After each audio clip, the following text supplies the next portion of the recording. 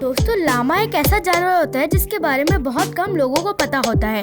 तो hello friends, welcome to Toronto floor knowledges. और आज मैं आपको बताऊंगा लामा के बारे में सारे फैक्ट्स और सारी इन्फॉर्मेशन। तो चलिए अपनी वीडियो को स्टार्ट करते हैं।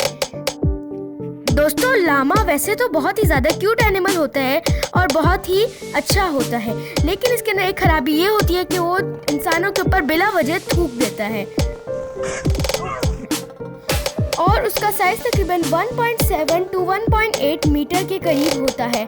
लामा को पसंद होता है घास फूस खाना, और जो जानवर लामा का शिकार करते हैं वो लॉयंस एंड टाइगर्स, यानी जो भी जानवर हिरन और बकरियों वगैरह का शिकार करते हैं वो वही होते हैं। और इस्लाम में लामा का मीट खाना हलाल है और इसकी कुर्बानी करना भी जायज़ है।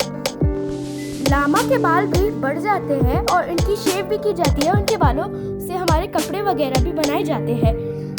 लामा का वेट तकरीबन 130 टू 200 केजी के करीब होता है।